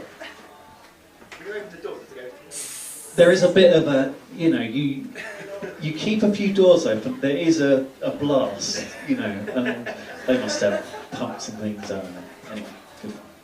So, I've worked on shows like that. I've engineered for a band called Bromhead's Jacket, who still are up in, actually they're called Bromheads now, up in Sheffield. And they were kind of looking like they were, you know, going up charts a bit, hot on the heels of Arctic Monkeys and that kind of thing. We did South by Southwest Festival, where we did the show in a venue not much bigger than this. So we flew to Austin, paid all this money to do that, and did the gig still jet lagged and partied for a week, you know. And it wasn't totally wild. We went to a few barbecues. We went, you know, and it's just so much fun. So done that. They got a support slot. The Strokes. The Strokes, when they tour around, will take a support band and will pick up a local band wherever they go. And these guys, Nottingham Ice Arena, you know, 50 miles up the road is local as far as the Strokes are concerned, as far as any American band is concerned. So we got this support slot, and that was awesome. That was 8,000 capacity on the first digital desk I ever used, and that was a good blast. We toured all around Europe. We hopped in a minibus in Luton and were driven to some Vienna or something like that, and we froze the whole way. And yeah, it's all part of the experience. So working here isn't the limit of my experience, but when you're doing these first gigs, when you're doing any gigs, I've just got a few notes. I'm going to fly through them because they're probably best referred to later on the notes. That you're going to put out notes again. Great. So I'll put a little list together already. But I just wanted to say a few things about, you know, when you arrive at a venue and what happens, you know, and there's all sorts of obvious things: be on time, be prepared, have had those discussions already about the kit sharing and all of that kind of thing. Because blagging it on the day, you may well run into a band who have just had their bass amp blown up on the last gig by a support band, and someone went through the kick drum skin, and whatever it might be, and they're just going to say no. So don't arrive at your gig. You know, this is, for me, when I play a gig, it's what I'm aiming towards. You know, it's what all the rehearsals were for. It's what what I'm looking forward to in the week. So why make that night a pain in the arse? You know, so just be as prepared as possible, spare cables and all that kind of thing, and you know, have a good time, and don't put these barriers in the way, like pissing off the sound engineer, which, let's face it, is more likely to be the other way round, because sound engineers are assholes and all that kind of thing. And they're not all assholes, they're just a bit grumpy, and they, you know, they're not rock and roll stars that they always hoped they would be. That kind of thing. So they resent slightly. But you know, it's kind of stepping on what Billy's already said, but you know, you've done that rehearsal, you know the song inside out, and you know, don't have someone else, you know, if you're doing that cover that you really love to do, when someone else in the room knows the lyrics better than the lead singer, it's a bit awkward, really. And you know, we should all come to these things prepared. I did want to say, microphones. If you are a singer, please buy your own microphone, because these are all slightly different. You see, that's a bit thin, and this one is a bit round. And this microphone probably has been sung into by 4 different people every night of the year for the last year. And the kind of germs that are on there, and the kind of, you know, we're sharing all sorts of things, and you don't want that if you're a singer. You know, you don't want to pick up a cold every time you do a gig and turn up to them and think, oh, sorry, I'm not going to be very good tonight because I've got a cold. Well, you probably got it from the mic that you used at the last show. And no sound engineer is going to think you're a moron or a drama queen for going, I've got to use my own mic. It's just a thing, and it's just something to do. And actually, when I went out to South by Southwest, there was a guy playing there, I forget his name, and the guy I was playing session for at the time, as a guitarist, wanted me to give him the demo. So I hung around at the end of the gig, and you know, in a bit of a queue for saying hello to this guy. And this guy went to shake his hand, and the guy said, I'm not shaking your hand. It was a bit awkward. He said, you just coughed into your hand. I can't risk picking up. Maybe that was a little bit extreme, I don't know. But we've got to look after, you know, what we're doing. This is the reason we don't operate heavy machinery if we're a guitarist, in case we lose a finger. I was a carpenter for a while, stupid, and I ended up in hospital with all sorts of scars. And it's, you know, we look after our voice, because that's what, you know, it's probably the most important thing to us. For me, I love singing and I love playing guitar. If I lost a hand or an arm or lost the use of my voice, I'd be devastated. So why would I put that at risk for anything?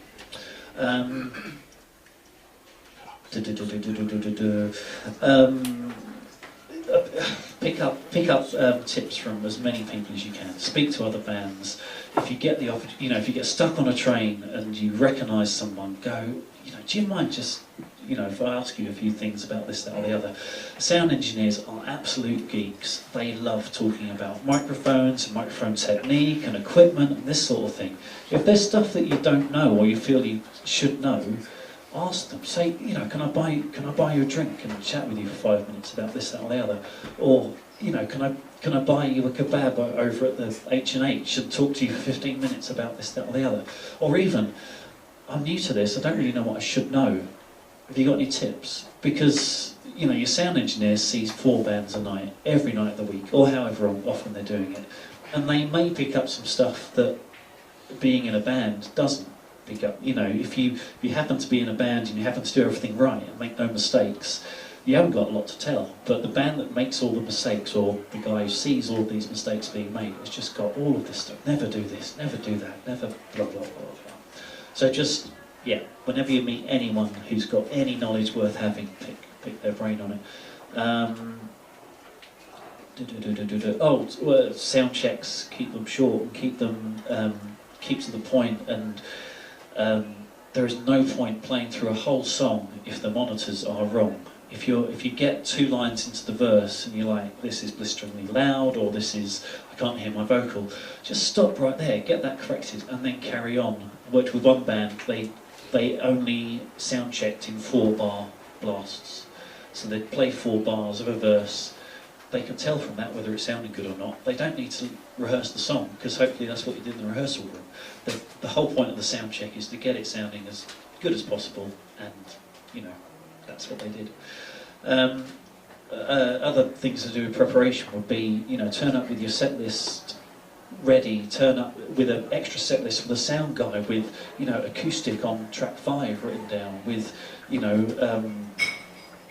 whatever it might be, all these things that would help. You know, the sound guy's there to make it good, the lighting guy's there, sorry, to make it sound good, the lighting guy's there to make it look good. They're often the same person, but give them some clues, you know. Say, oh, you know, the last song, we'd love it to be really dark, and then there's a 4-bar intro, and then hit us with all the lights you've got. And it makes a difference, really does. And there's a lot of this stuff which is just being prepared ahead of time. The number of times I've turned up to a gig and gone, oh, you know, if only we had this piece of intro music. Why the hell didn't I think of that last week? And bring that piece of intro music, or whatever it might be. You know, think of your performance as a whole package, and just bring the things that would really help out. And I thought, bring a friend, stroke driver, etc. Hopefully you're not a dick and you've got friends. And probably if you're a musician, you've got musical friends. And a lot of us, you know, when I was younger, certainly now, you're in this little community of musicians, you know, and, you know, bring the drummer from the other band to help your roadie and do the same for him.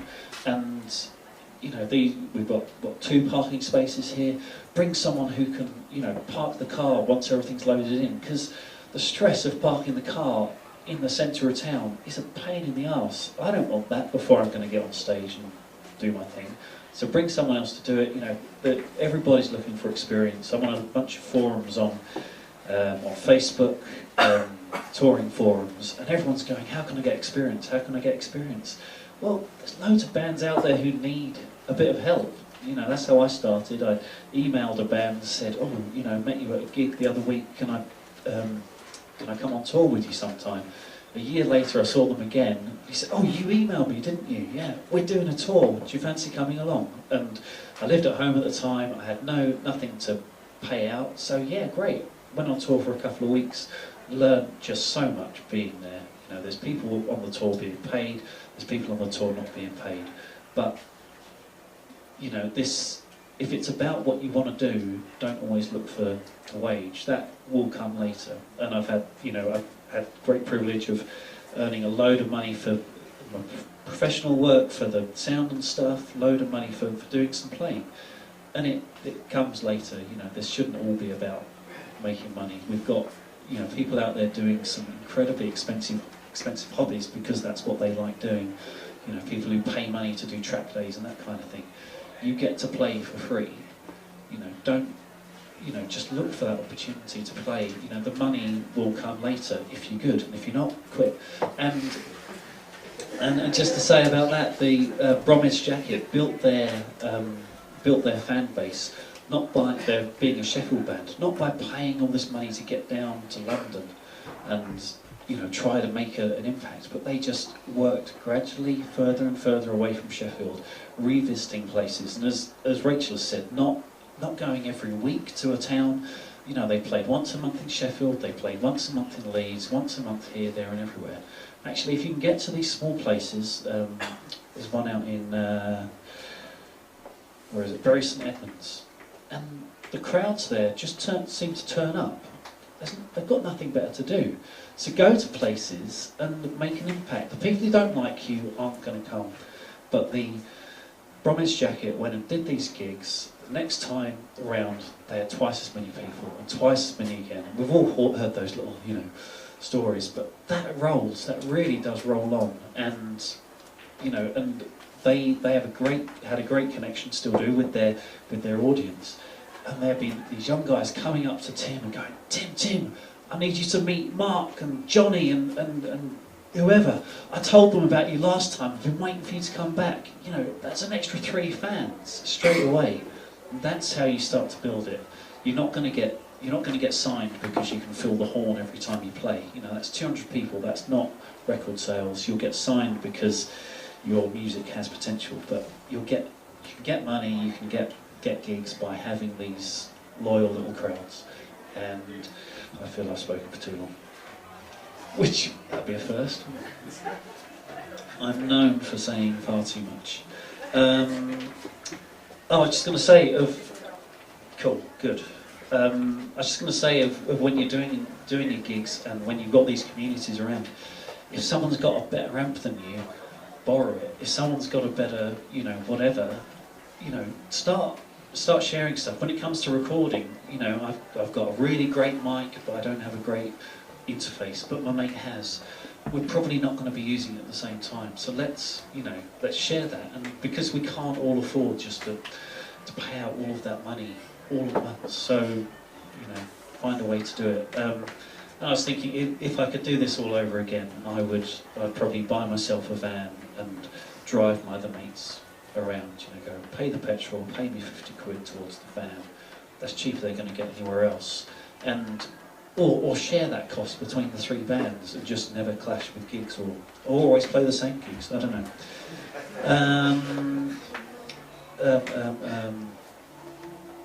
Yeah, that's about it. I could talk forever. I could tell you all sorts of things that I've learned, and please do tweet me at Chris Hepworth. my last tweet was about 3 weeks ago. I loaded it up just to check what my Twitter name was. Well, you need to make sure you check off tonight. I will. There'll be loads of questions Absolutely. for you, definitely. And feel free just to fire any questions at any of us. At the end. I meant in the future. Yeah, and in the future, forever. Defo. I'm about done. Well, thank you, Chris. Thank you, Rachel. Thank you, everybody. Questions at the end? And up next we have Kelly Betts from BBC Three Counties Radio introducing. Can you hear me? I wasn't quite sure because, are you away?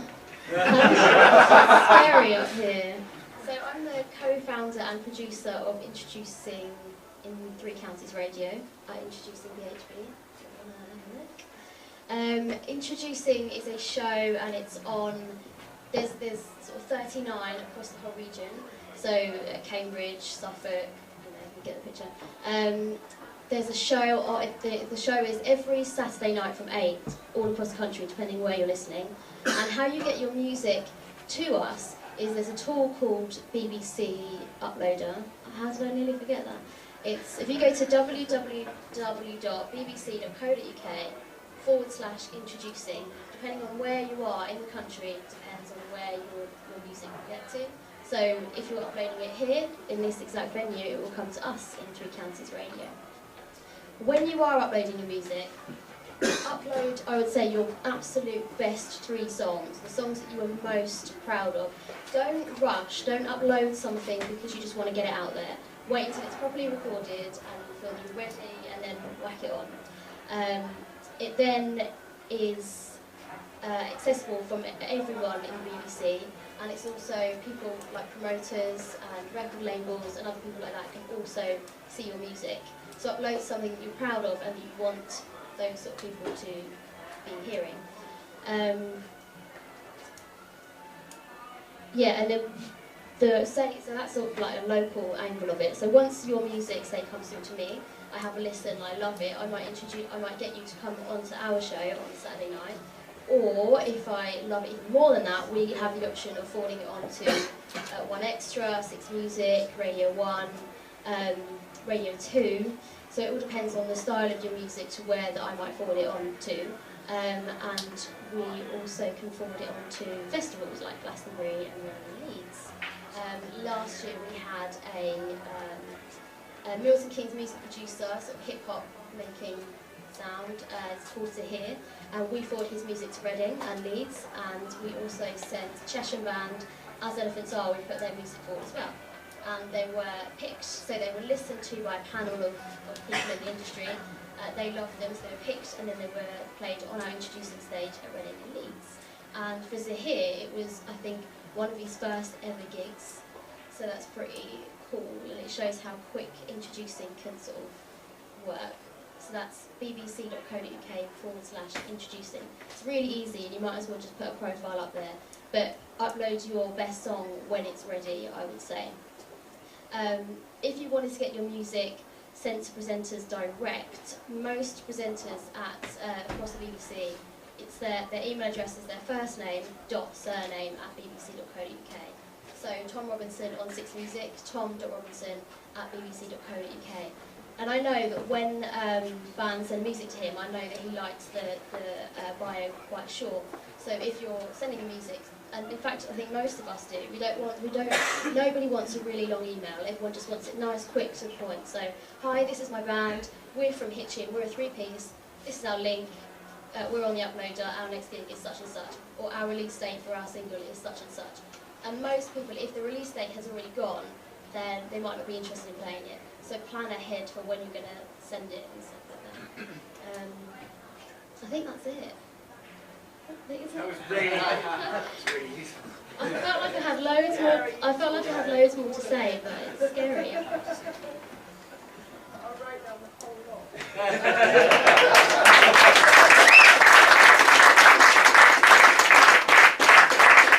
So yeah, thanks Kelly, that was really, really useful, every word of it.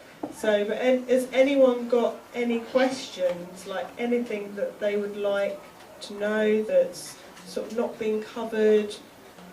I just realised that I didn't actually explain fully the 360-degree deal. Yeah. So, Okay, cool. So We'll take questions after. Okay, so I did explain that you had the publishing deal and you had the record deal.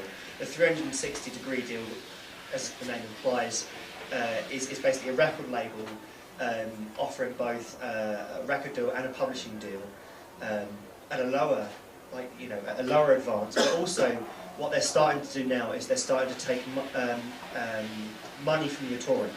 And this is gross money as well; it's not even net. So they'll take, even if you haven't made a profit, the money straight off you.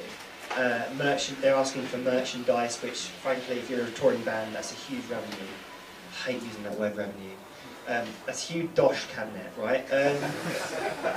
So yeah, I would personally recommend that any band, if they are approached by a record label and they are a 360-degree deal is proposed, look through it, because touring and merchandise is where the money is now anyway. That'll keep you ticking over, that'll keep you playing gigs, that'll keep you happy. But if you want to take the risk, by all means, but yeah. Thank you, Billy. So yeah, does anyone have sorry, I just any... wanted to say off the back of what Billy was saying. Sorry. Promise Jacket had a great publishing deal with 679, who have The Streets and Mike Skinner. No, is that right? Mike Skinner. And Plan B as well. And they ran up a bit of a recording deal. Mikey Charchar with their label, and they were very good to them. They said, look, we'll give you the money for one song at a time, one recording at a time, and we'll see how it goes. And they were both kind of testing the water with stuff. But their publisher got one of their songs used on the ITV coverage of the F1. So whenever you saw a trailer for the F1, it was one of their songs. Got it on an Xbox game, a fighting game, and got it as background music on the OC. you'd probably, even if you knew the song, wouldn't hear it on any of those. You may, because background music is not what you're listening to. You're listening to, you know, what's being said, and you're playing your Xbox game. You're not thinking about the music. But that covered all of their recording costs, and it's funny the way that you may end up earning money, the way that you may end up paying for stuff when it comes to you know, the way this industry works. I would love not to do anything but music, whether it was playing, producing, or working in the live scene, but I have to. If I could find a way not to go out and build whatever it might be, put up someone's fence next week, whatever it is, that'd be great. And I think we all want to do that. We might have a better focus on playing, but you may end up doing that by selling t-shirts, by selling CDs, by producing other people's music, because you've really got the hang of it, whatever it might be. And I'm just saying about merch stuff, the U2 360 tour, what they're charging, probably £50 a ticket upwards. They only got past break even because of their merch sales on that tour. Their production cost was so high, their touring cost, and let's face it, it was one of the biggest production tours ever. That's the one where they've got the yeah, I think it is. Yeah, and they've got a stop motion. No, what's the other one? The time lapse thing of how the tour went together. We used like 300 trucks just to bring a truck in, put a bit of staging up, and off it's gone. But you know, it might be that t-shirts are the way that you manage to stay on the road. You know, and think of clever things. Think of things that you can do. You know, go and offer an acoustic set in someone's lounge if they'll put you up for the night. That's going to save you a heck of a lot on hotel bills as you get going. You know, there's all sorts of things that you could do to save money, to make money, and whatever it might be. And yeah, it's funny how things might come together. Brilliant, thanks for that, Chris. Any questions for anyone? Yes, you myself? So I've just started to organise a music festival, and I was wondering what the best festivals you've been to, the best festival experiences, and kind of like what you've loved, and if you could maybe have a dream festival, what would you take from, say, Glastonbury, what would you combine it with to have the ideal festival? My favourite festival, I think, was Leeds about 2 years ago. That might have been because I was in the VIP and had a real toilet and a real shower, but who's judging? High flyer. Yeah. Yeah, VIP experience, yeah. So, that was yeah, thanks to Old Future. hospitality all the way. But I think my favourite festivals actually are just more generally Reading and Leeds. I've been to Reading sort of 6-7 times. And actually, I have to say, it's seen a hell of a lot more at Leeds than at Reading. But it is the general sense of community that are at these festivals. Okay, you're all there to watch music, but it's the getting up at 6 o'clock in the morning and knowing your neighbour's got some ketchup to put in your sausages. Do you know what I mean? Saying, a lot of major festivals. I mean, you watch things like you watch V Festival and this kind of thing. And I've got mates that do V and do both. You know, work at V and go to V as sort of industry people. And they always come back saying it just isn't as good as Reading every year, purely because there isn't that sense of community, sense of we're all in the shit together, but you know, let's have a good time. So yeah, I'm going to pass it over now. I'd say something in the, because played all the big festivals, Reading, Leeds, and Glastonbury, in the Park. But for me, like as a festival goer, which I haven't been for quite a long time, was 2000 Trees. Which was a tiny little family-orientated festival with rock bands, hip-hop bands, dance bands, all sorts of... I mean, it was a real eclectic mix. It was basically like a mini-scale Glastonbury festival, like Alan Partridge asked for the... what was it? The Pink Floyd laser show for £500. It's like, it's that kind of... it's that thing. But there was... and it made like a real difference. There was enough space for people to camp in, so they didn't oversell capacity. It was a family feeling, which was brought about by sort of activities like bouncy castle, gladiator fighting thingies. They, you know, they had this sort of ear swab things, and then if you fell off, you bounced back up again. Just all these sort of little slides and that kind of thing for the kids. Decent food, like they had this amazing lamb stew, which you would never get at Reading or Leeds. Real ale. So they're pumps serving real ale. I mean, you get Tuborg now at Reading and Leeds, which is frankly slops. So for me, like that was a real festival experience, like Glastonbury probably was in the 70s when it first started, or that kind of thing. Because festivals now are so corporate, so huge, so geared towards capacity. They're losing loads of money because they want to shove people in. They're paying bands too much. Bands are asking for too much. Basically, this is sort of the mid-range of festivals, because you're getting the mid-range of, you're getting top quality bands, up-and-coming bands, veteran bands who are probably wanting to downscale a bit. So yeah, you know, I'm trying to think of the capacity. It was probably about 5,000 to 10,000 people. Absolutely lovely. Not a single fight, not a single person moaning.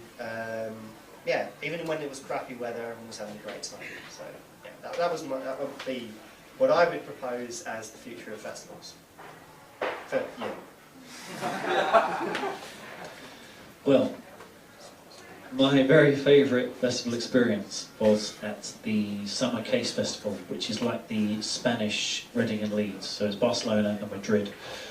And when we did Madrid, we were just hanging out backstage, and there was a guy walking around with a clipboard. He came up to us and he says, do you know anyone who'd want us to dance on stage with the Flaming Lips tonight? We were like, hey, what do you mean? Well, we need a couple of people. What, like us? It's like, well, yeah, if you want to do it. Yeah, definitely. So we signed up for these last two places, met at the back of the stage, and it was just so surreal. I don't know if you know the Flaming Lips. They're surreal enough as it is, but their crew dress as superheroes. So their roadie is Captain America, and their the drum tech is Superman, and it's just hilarious. And it's, I don't know if you've ever seen any videos, but it's the one where he does the, he got the hamster ball, the big Zorb, so he gets in that and walks across the audience. It's just all about having a good time. And so we arrive at the back of the stage. Right, I need 10 of you to put on these alien uniforms. I need 10 of you to put on these Santa Claus outfits. So I'm dressed as a Santa Claus, and they're like, yeah, use the torches, use the party poppers, just have a good time. And I've never danced solidly for an hour and a half before, but that was the night I did, and it was so much fun. And you know, and this is a Reading Leeds size festival, main stage, headline set, so it's just a blast. Anyway, so that's my favourite experience. I suppose I should say from a production perspective, no one wants to go to a festival, be it a small one or a large one, and it be underproduced, provided for. You know, so it's probably going to mean you're going to have to pay a sound company to do your main stage. But just pull in those favours, you know, if you've got mates with lights, you've got a mate who runs a disco and you're trying to do an acoustic stage, well, ask if you can borrow his lights for it or whatever. Just have as much there as possible. People go to a festival to see, you know, it's a special thing. It's a little more than just going to a venue.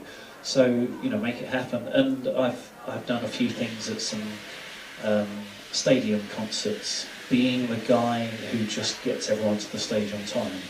So pull on as many people as you can. If it's your first festival, hopefully your friends are going to want to help out.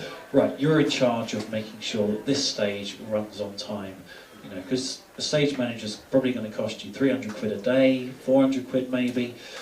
But just having someone who, right, you get everyone there on time, you get people their water, get them what they need, if it's not too outrageous, you know, or whatever. So just all these things that will help it move along smoothly.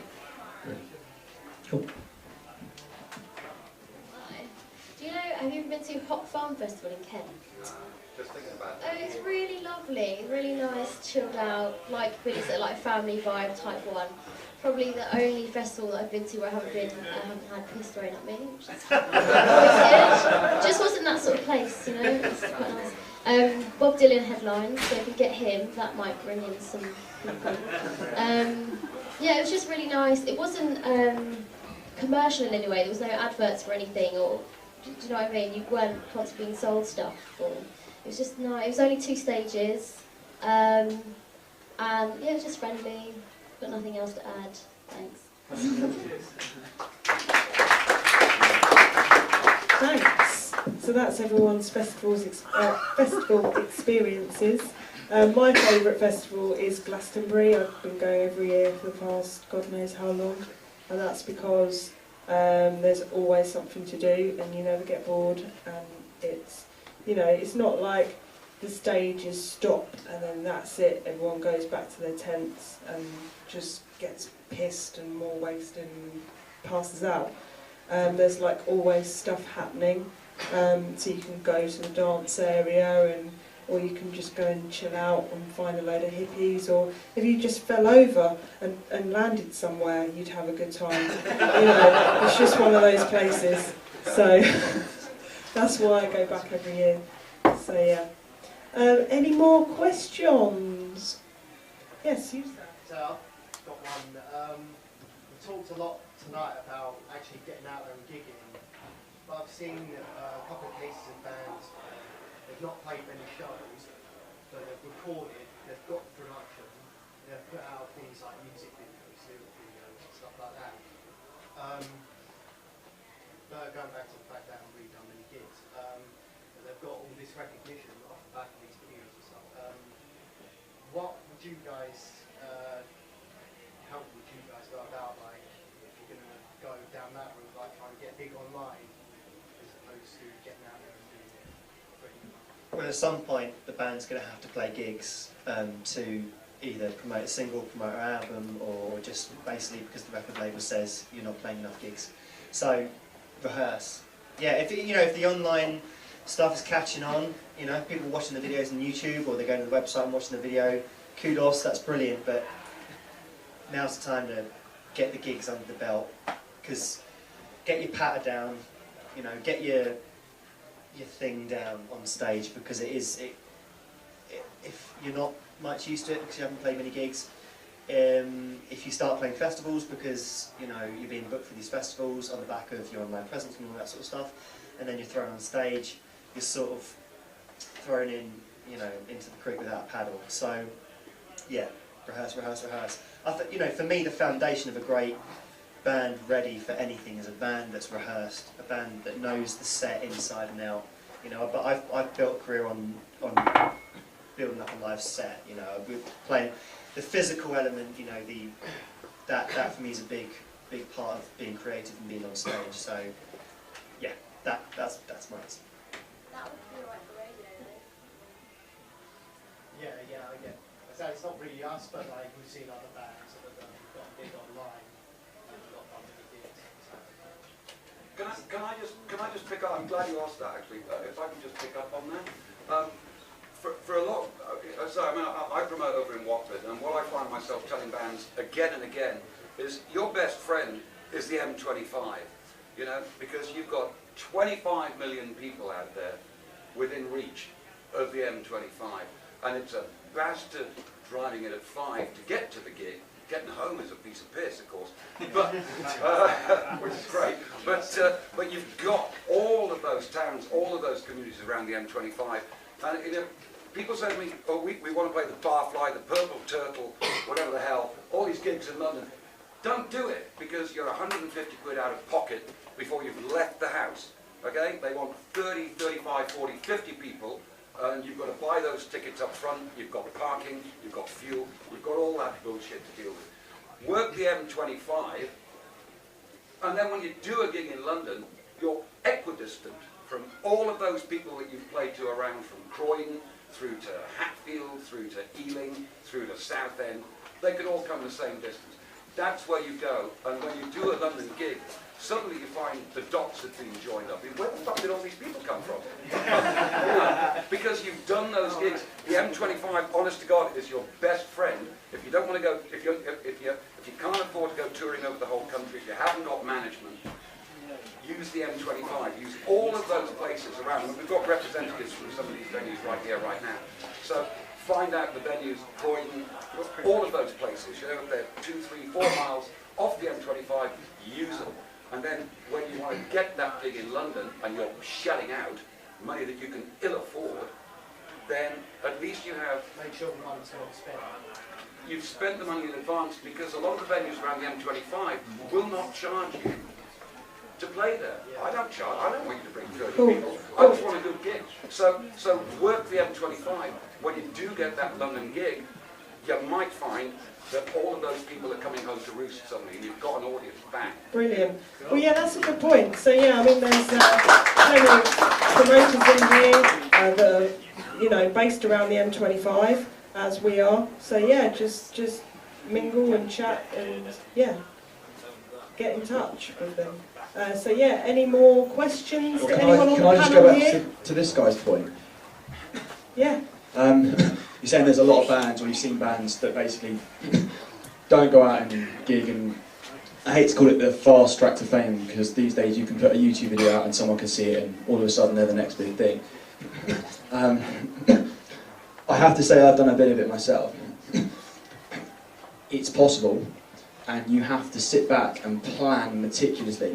And then you have to make sure that you're friends with the right people on Facebook and all these places, and you have to make sure that they're friends with the right people. And up to that point, you sat online for 4 hours and realised why the fuck you started using in the first place. Okay, play the gigs, mate.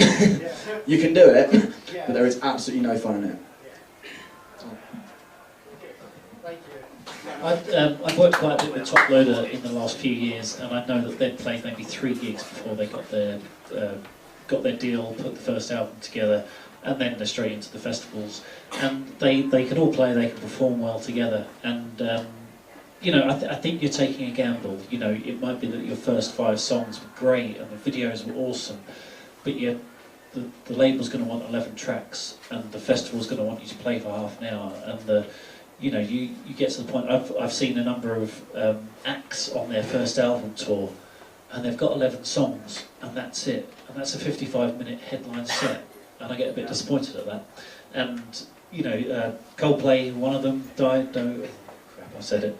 Dido was another one. And, you know, but that was her set. It was the whole album, and that was it. And you know, as she even said on stage, you know, I've got not a penny in my account at the moment, but you know, thanks to you, you know, she's been very, very humble about it. Thanks to fans like you, I can walk into any bank and get a mortgage tomorrow, because you know, when the PRS check comes in, you know, it's a sure thing. And you know, it might happen that way. I know in certain territories you'll get a similar kind of effect. Sixth, who are a band up in Harpenden, right, with Dan Weller, right? And I played in Firstborn for a little while for a Harpenden band, and knew him a bit. And they went over to Japan, and when they arrived in Japan, having never released anything outside the UK, they were met with hordes of fans. Did a little tour, had hundreds of people at their shows, and then left. And these people just the Japanese are one of the communities that kind of latch onto a new thing, and they're, you know, obsessed with it for 2 weeks, and then it's gone, and that's it. And you've probably seen the Anvil movie, you might have done, and they turn up in Japan and they're playing at 10 o'clock in the morning, but to a packed audience. And I think that's fun, but if you're looking for a long-term thing, you know, I'm gonna play jam nights until I can't walk again, you know, and just because I love that, and I hope I'll do a few more of those 2,000 capacity gigs. That'd be great, but I just want to play, and I think it depends where you're coming, what your priority is. And for me, I love playing. Whether I get paid for it again or not, I don't know. Great, thanks, Chris. Did I say too much again? No, never say too much. Can I quote you on that? I've got to get a train, Chris. I've got to leave. Sorry, shut up. So, any more questions for any of our panel? Right, a particular question about introducing it. We've had a change of lineup, and we submitted a bunch of tracks about a year ago that we now sound quite different. Are you able to sort of resubmit new tracks if the band's substantially changed? Yeah, I think you can take them down. You can take them down yourselves and put new ones up, and in your bio adjust it to just the band as it is, type of thing. Thank you, I'll check that out. Cheers. Right. What's your band called? Midnight Taxi. Okay, I'll look out for it. Oh. Cool. Yet again, that was really useful information. Thank you, Kelly. So, anyone else have anything for our panel before you go? Yes? So Kelly, what was Tom, T-O-M, .Robinson at bbc.co.uk. So if I were you and you were planning on sending music to him, learn his show and learn if your music would suit it. Because there'd be no point in sending it if you were totally different to what he's playing. Yeah. He's on Six Music, isn't he? Six Music, yeah, he's the introducing show for Six. Yeah. Anyone else in the room have a question? I can see your brains working over there. Yeah? No, I'm looking at you. No? Okay. It might not just be one more thing, it might be 12. That's all right. I'm locking up tonight, so we can stay as long as I like. Yeah. Locking. Oh, hang on. I can't work the thing, the drinks thing. I was just going to say, you know, when you're a band and you changed your sound, it depends how dramatically, but Athlete. I was at the first Athlete show, which was at the Spitalfields, the Spits, right? Something like that. And that was the first. That's the first time anyone outside of their little circle had heard Athlete, and they very quickly moved on. And I knew them as the band before they were Athlete, and they were Cub. Before that, they were Wonder Cub. Before they were some variety of something called Can't Get Over It, or something like that. And they sounded a lot like Oasis at the beginning, and then a little bit cooler and a little bit whatever.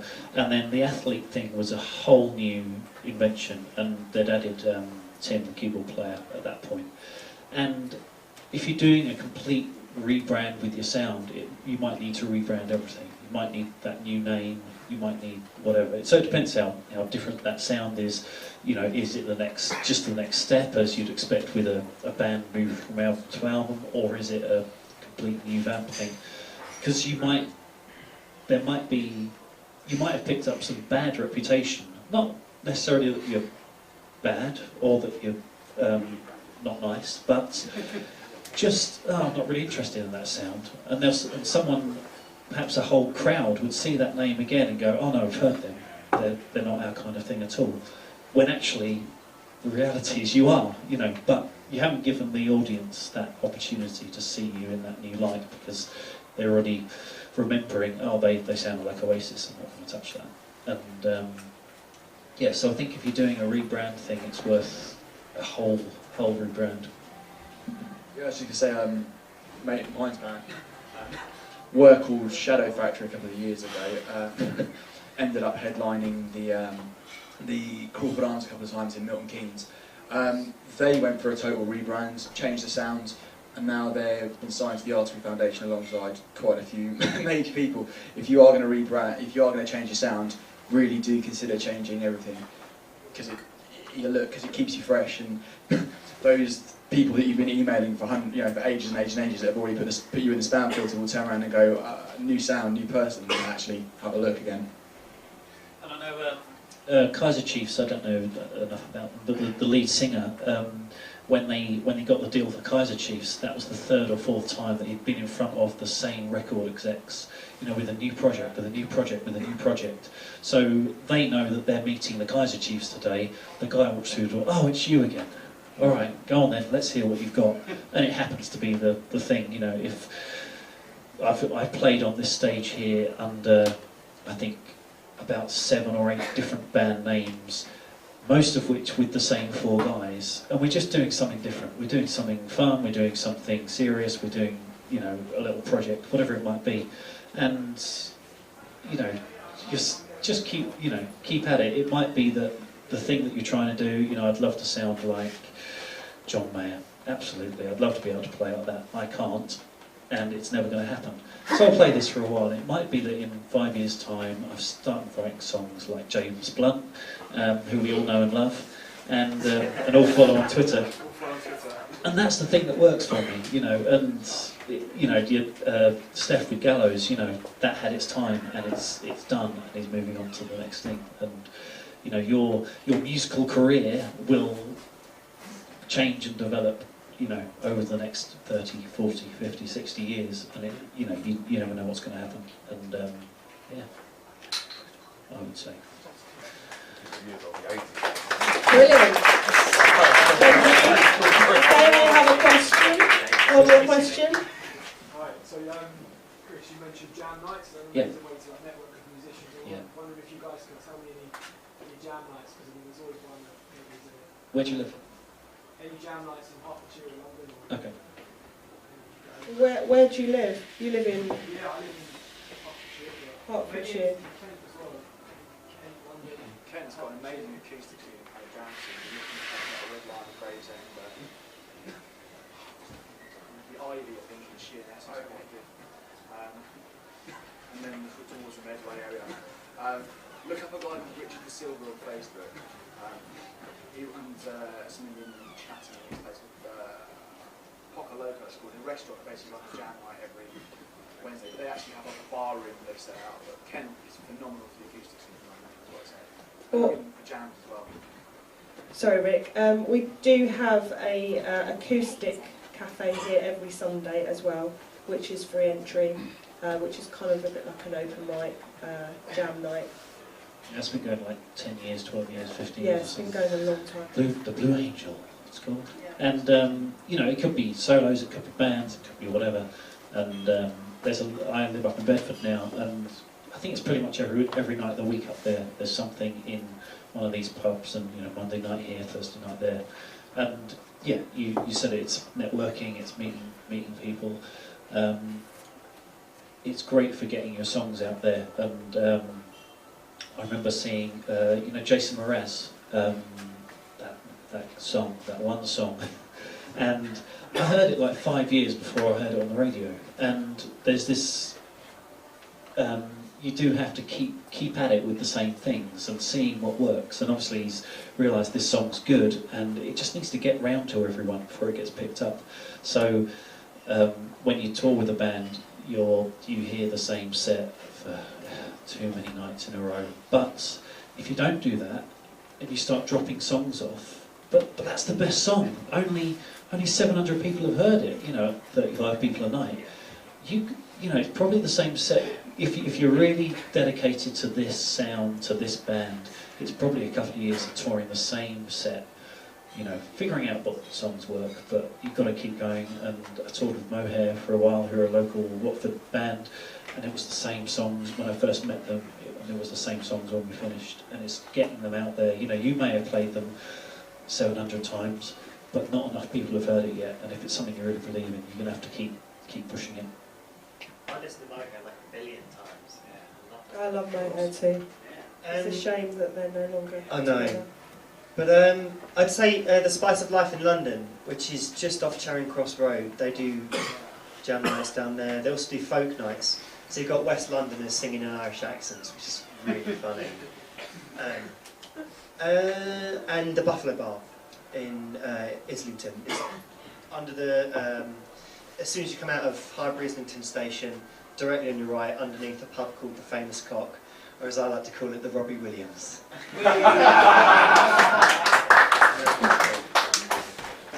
Excellent. Any more questions before we wrap up? No. Well, remember you can tweet us if you think of anything later on. If you get home, you're like, oh damn it, I forgot to ask.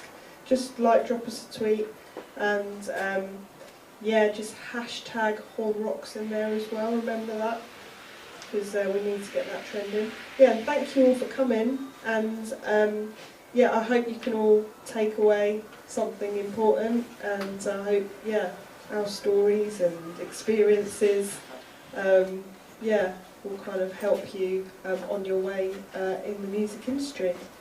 Yeah, so there will be more of these. and we're trying to kind of like, you know, make it a regular thing. So just keep a lookout on the Horn website, which is Horn, www.thehorn.co.uk.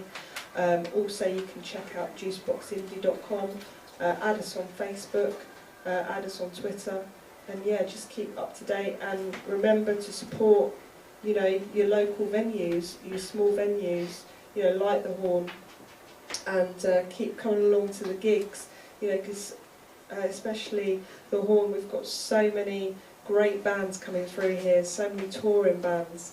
You know, like tomorrow night we've got Moons playing, who has an ex-Gallows member in there as well. So, and then also, you know, we've got Slaves, and we've got some great kind of like touring bands coming up, and also, you know, we've got a lot of local bands as well on their way up that play the Horn and support these great bands as well. So you never know, these bands that you're seeing play at the Horn now could well be the future, you know, stars. So come along and support them now, because that's obviously where the Subway started, that's where Billy started, that's where Gallows started, and you know, we've had some great bands play here. We've had like Bastille played here, you know, just a couple of years ago, and now they're like huge. So, you know, just come and see them while they're on their way up, and come and support them, and come and support the small venues so you can see them in those intimate places. Okay, so thank you very much, guys.